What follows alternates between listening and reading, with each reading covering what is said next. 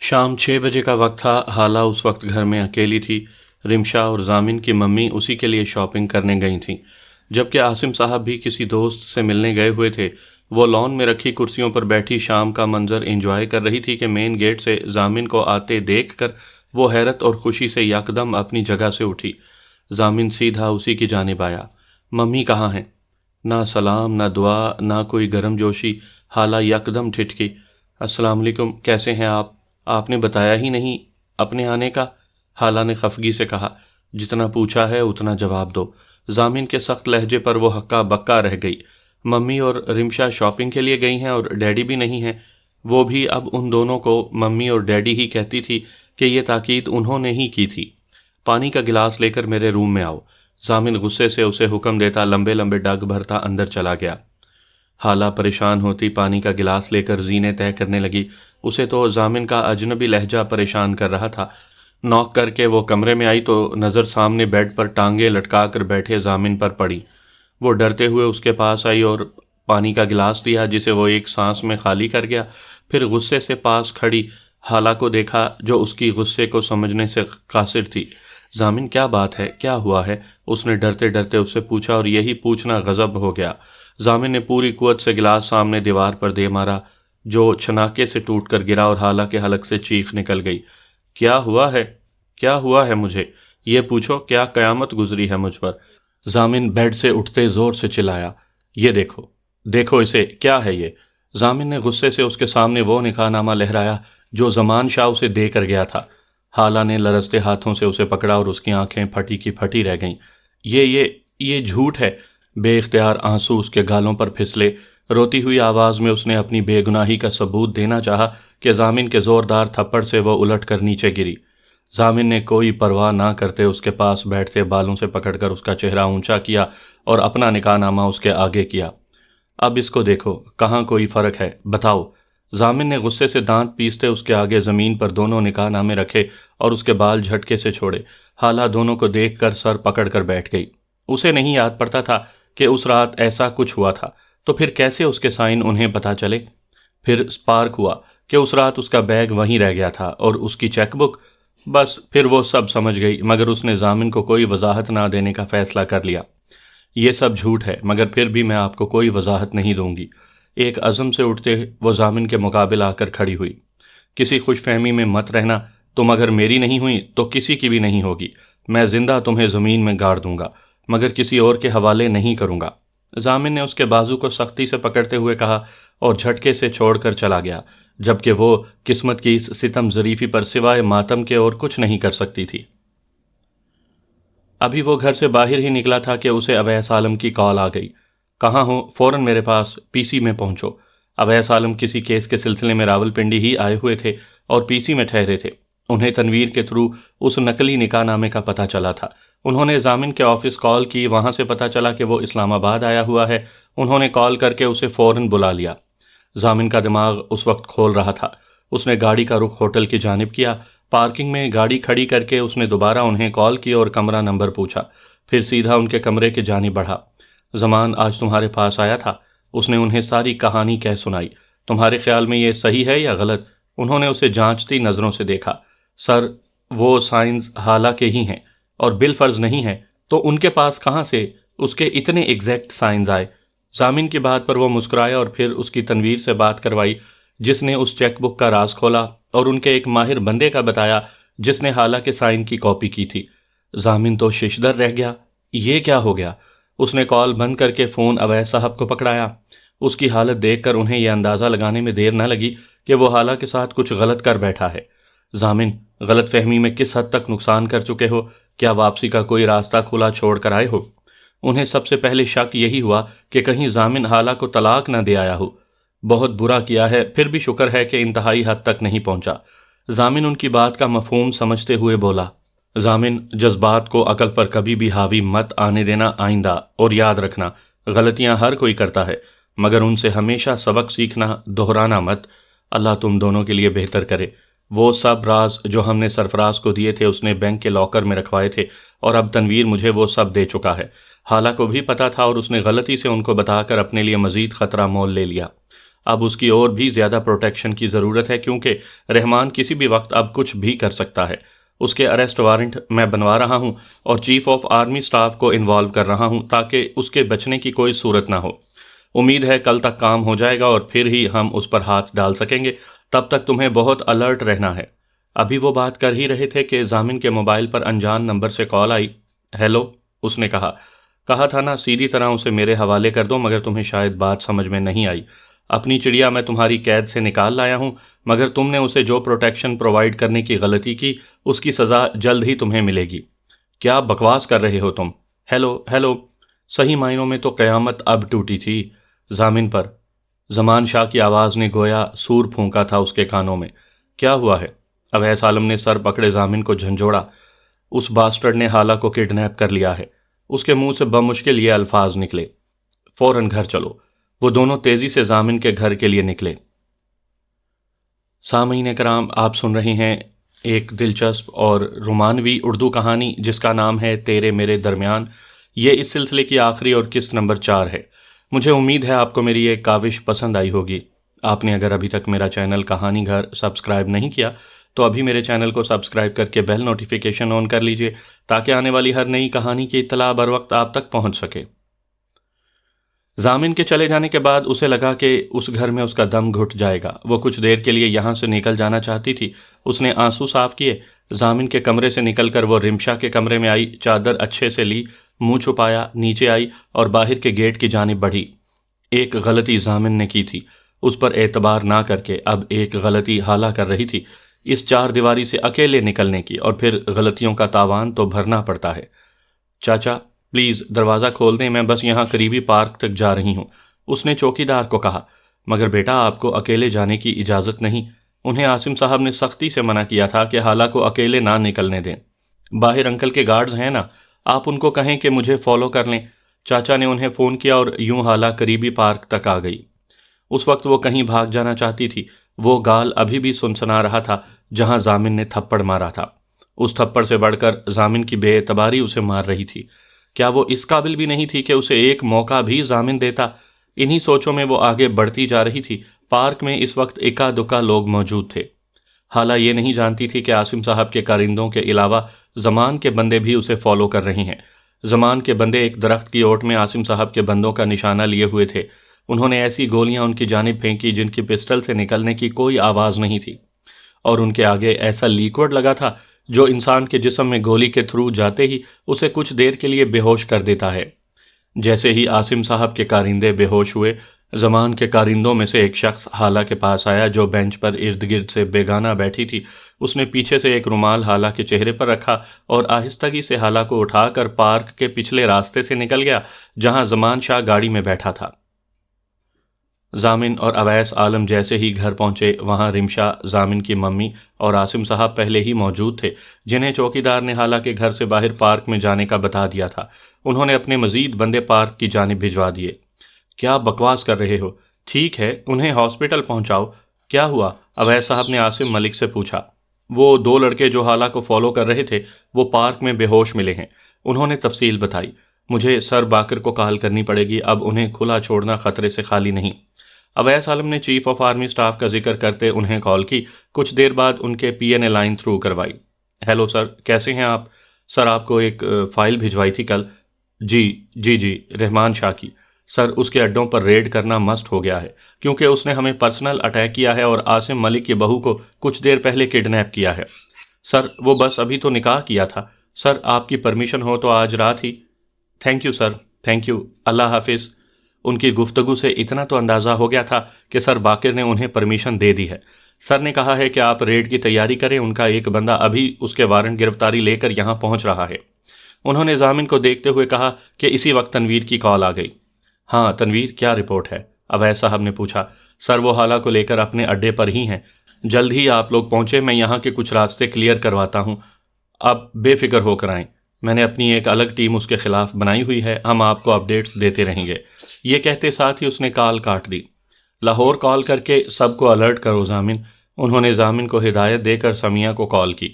ہاں بیٹا، میں تمہیں نمبر سینڈ کر رہا ہوں، یہ تنویر کا ہے، تم اپنے سافٹ ویئر پر اس کی لوکیشن ابھی سرچ آؤٹ کرو، ہم آج رات ہی ریڈ کر رہے ہیں۔ سمیہ کو ہدایت دے کر وہ فارغ ہوئے ہی تھے کہ باقر صاحب کا بندہ وارنٹ گرفتاری لے کر آ گیا۔ انہوں نے پیپرز پکڑے اور سیدھا آرمی ایئر بیس پہنچے۔ راستے میں ہیلی کاپٹر ریڈی کرنے کو کہا۔ ان کے پہنچتے ہی تمام انتظامات پورے تھے۔ وہ اور ضامن ہیلی کاپٹر میں لاہور کی جانب روانہ ہوئے۔ یو بلڈی بچ، ہمارے خلاف ثبوت دینے لگی تھی؟ بتا کدھر ہیں وہ پیپرز؟ زمان شاہ کچھ دیر پہلے ہی اسے لے کر اپنے اڈے پر پہنچا تھا۔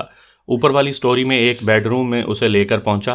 اس کے منہ پر ایک زوردار تھپڑ مارتے ہوئے غصے سے بولا، مر جاؤں گی مگر کوئی ثبوت تمہارے حوالے نہیں کروں گی۔ اتنا بھاری تھپڑ کھانے کے باوجود وہ نڈر لہجے میں اس کی آنکھوں میں آنکھیں ڈال کر بولی۔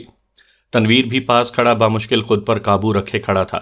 بہرحال وہ ان کے ریڈ سے پہلے زمان شاہ یا رحمان شاہ کو کسی قسم کا شک نہیں ہونے دینا چاہتا تھا کہ وہ ان کا بندہ نہیں۔ کیا بکواس کی ہے؟ زمان شاہ تو بپھر گیا، اور پھر تھپڑوں کی بارش اس نے حالہ کے منہ پر کر دی۔ اس کا ہونٹ پھٹ گیا اور منہ پر نیل پڑ گئے۔ باندھو اس بچ کو، کل تک ایک دو اور اس سے بھی خطرناک خوراکیں ملیں گی نا تو سیدھی ہو جائے گی۔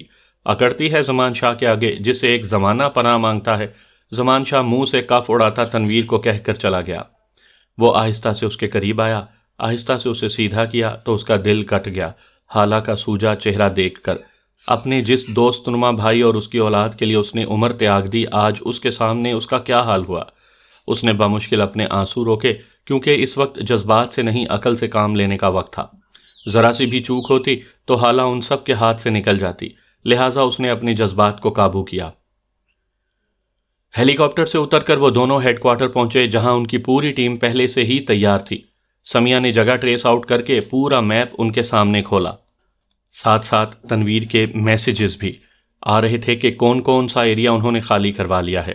سوائے سمیہ اور اسفن کے اور کسی کو نہیں پتا تھا کہ اس ریڈ میں ضامن کی بیوی کو بھی بازیاب کروانا ہے۔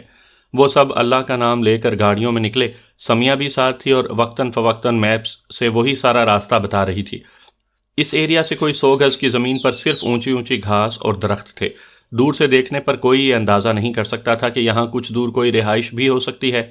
ضامن گاڑیوں سے اترتا اپنی ٹیم کو لیڈ کرتا زمین پر لیٹ کر آگے بڑھ رہا تھا، یہاں تک کہ وہ رہائشی ایریا کے پاس آ گئے۔ ضامن نے سب کو مختلف راستوں سے اندر جانے کو کہا۔ تنویر بتا چکا تھا کہ حالہ کو اوپر کے پورشن میں رکھا گیا ہے۔ ضامن اسفن کو اپنی ڈیوٹی ٹرانسفر کر کے خود اوپر کے پورشن کی طرف پائپ کے راستے سے چڑھا۔ کسی سانپ کی طرح وہ اس کمرے کی کھڑکی کے پاس پہنچا جہاں حالہ تھی۔ ضامن نے کھڑکی سے ذرا سا جھانک کر دیکھا تو اسے زمان شاہ اور رحمان شاہ نظر آئے۔ کچھ منہ کھولا ہے اس نے یا نہیں؟ رحمان شاہ غصے سے اسے گھورتا ہوا بولا۔ نہیں، بہت ڈھیٹ ہے۔ زمان شاہ کی لال انگارہ آنکھیں اس پر جمی تھیں۔ بس پھر آج کی رات تم اس کمرے میں رہ کر اسے اپنی زبان میں سمجھاؤ۔ ابھی رحمان شاہ کی بات پوری نہیں ہوئی تھی کہ نیچے سے فائرنگ کی آواز آئی۔ یہ کیا ہوا ہے؟ تم اس کو نہیں چھوڑنا۔ رحمان شاہ گھبرا کر بھاگا۔ اسی لمحے ضامن شیشے کو توڑتا ہوا کمرے میں آیا۔ تم؟ زمان شاہ تو اسے دیکھ کر حیران رہ گیا۔ اس کے وہم و گمان میں نہیں تھا کہ اتنی جلدی یہ لوگ کوئی ایکشن لے لیں گے۔ وہ اس وقت خالی ہاتھ تھا۔ ضامن نے گن کا رخ اس کی جانب کر کے اسے ہاتھ اٹھانے کو کہا۔ حالہ کو جس کرسی سے باندھا گیا تھا اس کی پشت ضامن کی جانب تھی۔ اس نے ابھی حالہ کو نہیں دیکھا تھا اور نہ حالہ نے اسے، مگر اسے پتہ چل گیا تھا کہ اس کا نجات دہندہ آ گیا ہے۔ ہاں، میں تمہارا باپ، ضامن نے دانت پیستے ہوئے کہا۔ اب نیچے سے فائرنگ کی آواز آنی بند ہو گئی تھی۔ اس نے ہاتھ بڑھا کر حالہ کی کرسی کا رخ اپنی جانب کیا اور جو چہرہ اس کے سامنے تھا اس نے اس کے اندر غصے کی شدید لہر پیدا کی۔ جگہ جگہ نیل اور پھٹا ہونٹ جس پر اب خون جم چکا تھا۔ ضامن کو حالہ کی جانب متوجہ دیکھ کر زمان نے بھاگنے کی کوشش کی، مگر ضامن کی گن سے نکلنے والی گولی نے اس کی ٹانگ زخمی کر کے اس کی کوشش ناکام بنا دی۔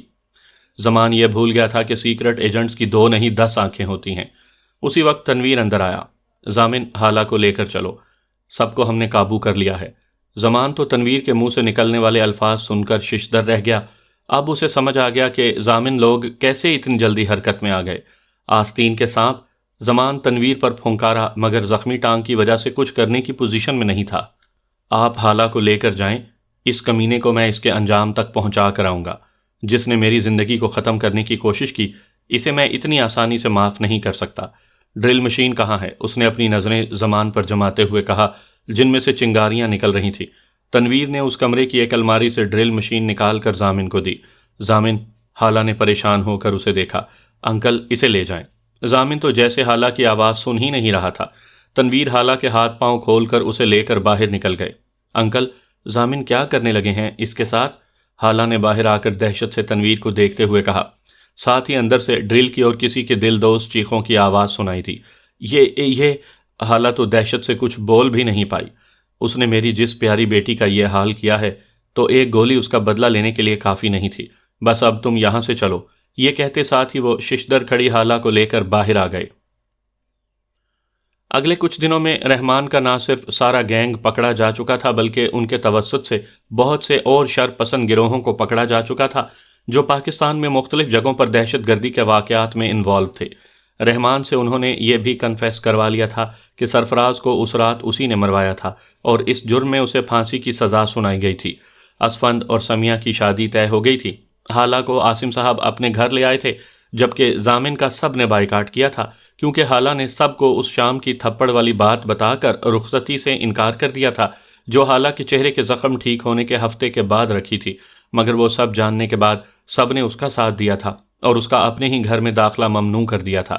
ضامن کو 2 ہفتے سے زیادہ ہو گئے تھے۔ روز وہ حالہ کو کالز کرتا اور ڈھیروں میسیجز، مگر وہ کسی کا رپلائی نہیں کر رہی تھی۔ ایک دن تنگ آ کر اس نے بہن کو فون کیا۔ کیوں فون کیا ہے آپ نے مجھے؟ وہ غصے سے بولی۔ یار کیا ہو گیا ہے؟ تم سب کو بس کر دو اب۔ بھابھی بھائی سے زیادہ پیاری ہو گئی ہے۔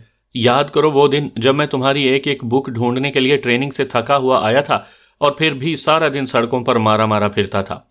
وہ دن بھی یاد کرو جب بارش میں گاڑی خراب ہوئی تھی اور سردیوں کی بارش میں تمہیں بھیگنے سے بچانے کے لیے میں ورک شاپ تک گاڑی کو دھکا لگا کر لے گیا تھا، اور آج میری ایک غلط فہمی کی تم سب اتنی کڑی سزا دے رہے ہو۔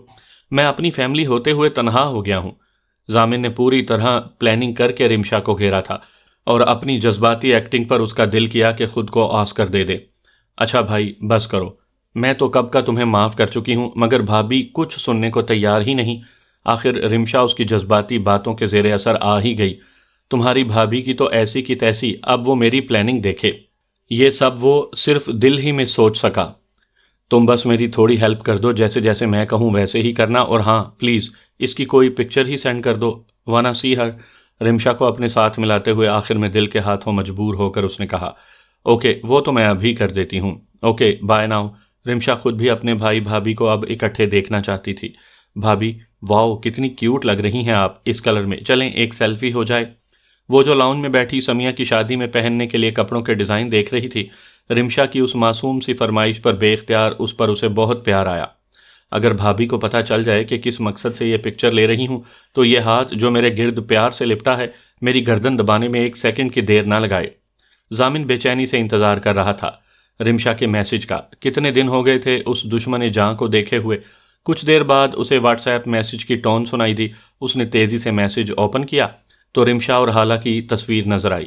لائٹ لیمن اور فیروزی ڈریس میں وہ ہمیشہ کی طرح اس کے دل کی دنیا تہو بالا کر گئی تھی۔ Missing you sweetheart terribly. کتنے ہی اس کی سنگت میں گزرے یادگار لمحات اس کی نظروں کے آگے سے گزرے۔ یار تجھ سے زیادہ بے مروت دوست نہ دیکھا نہ سنا۔ ضامن نے اسفند کو کال کی جو اپنی شادی کی چھٹیاں لے کر گھر گیا ہوا تھا۔ ایک دن بعد اس کی مہندی تھی۔ اگلی بکواس کر۔ اسفند کا دماغ بھی حالہ والی بات پر تپا ہوا تھا۔ یار بس کر، اب کیا سب کے ساتھ ساتھ تجھ سے بھی معافی مانگوں؟ وہ سب شدید محبت میں ہو گیا تھا۔ ضامن نے اپنا دفاع کرنے کی کوشش کی۔ بیٹا اگر محبت میں ایسا کیا تھا تو پھر رخصتی کے بعد ہم حالہ کو نیلو نیل ہی دیکھیں گے۔ اسفند کے طنز پر وہ بمشکل اپنا کہا روک سکا۔ اچھا یار تو بس اب میرا اپنی شادی میں آنے والا معاملہ بحال کروا۔ ڈیڈی نے تو سختی سے مجھے منع کیا ہے کہ میں تیری شادی میں نظر نہ آؤں۔ خیر تجھ سے پھڈے اپنی جگہ، مگر تیرے بغیر تو میں نے کہا کہ پیپرز بھی سائن نہیں کروں گا۔ اسفند کی محبت پر اسے فخر ہوا۔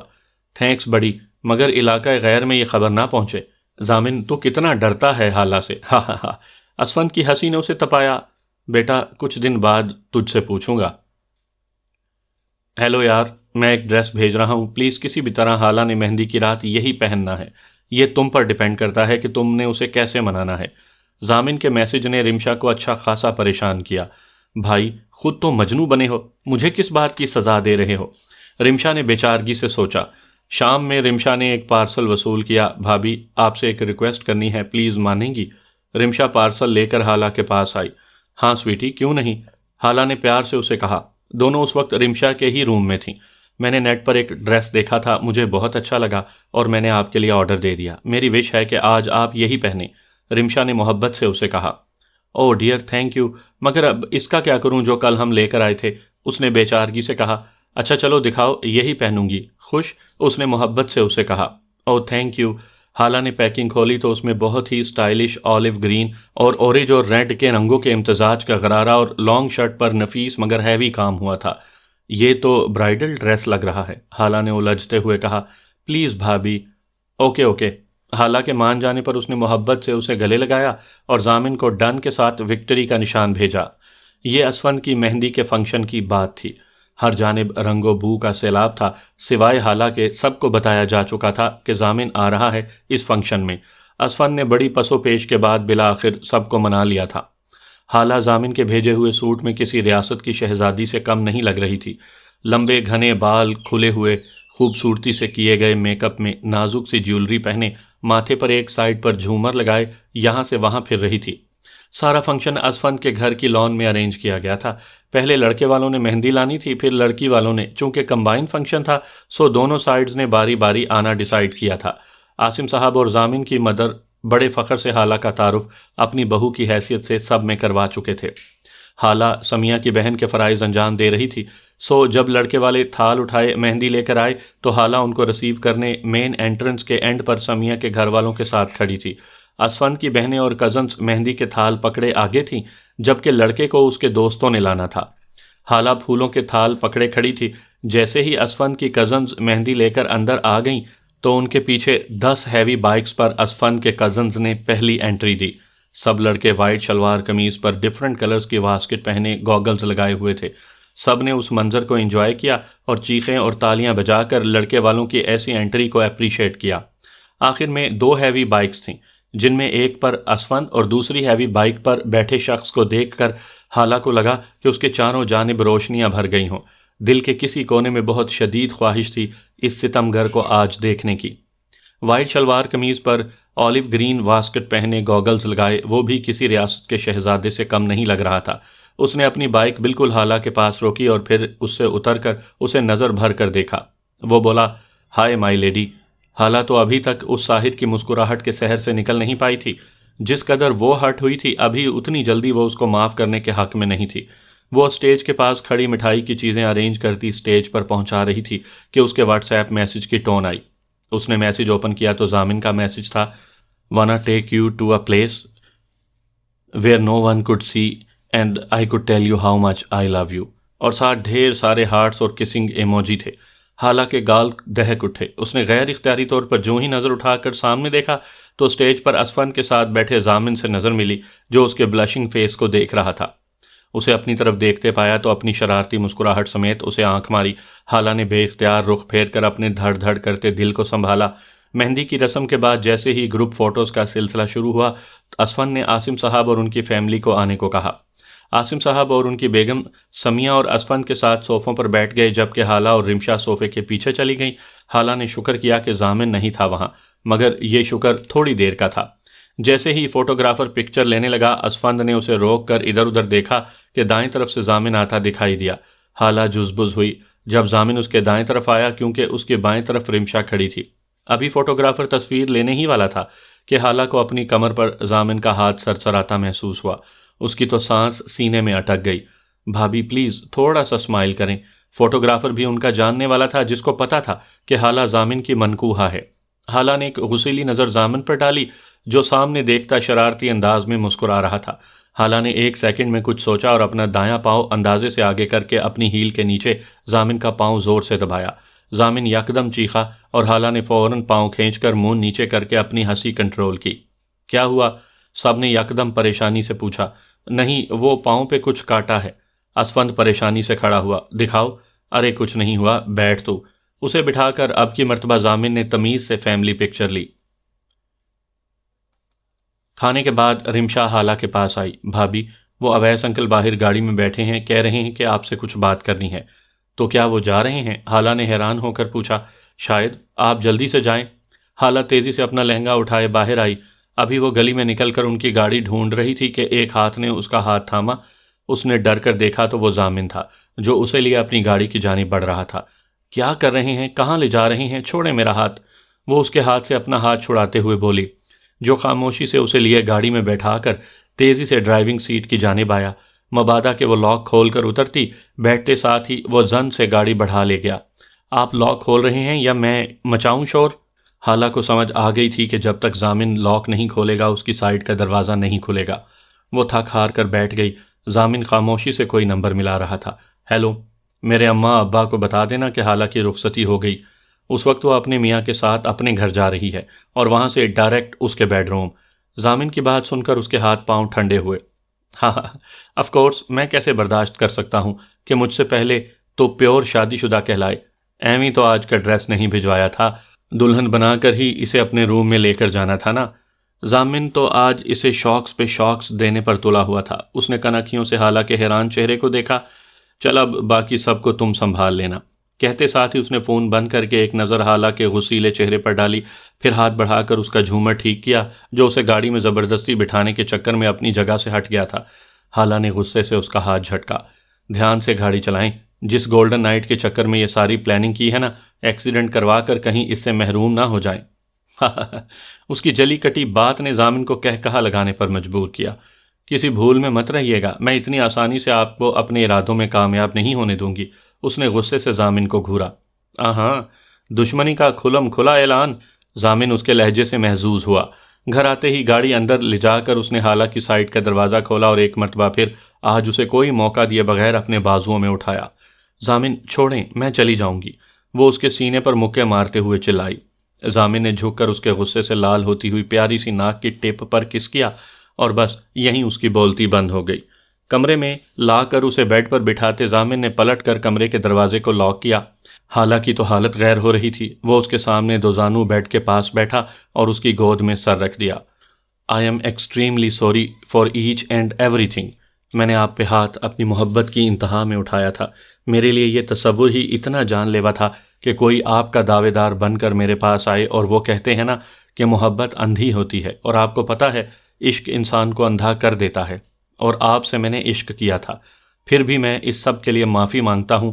جتنا مارنا ہے مجھے مار لیں، مگر مجھ سے یہ دوری والی بات مت کریں۔ میں نے یہ دن بہت تکلیف میں گزارے ہیں، پلیز حالہ۔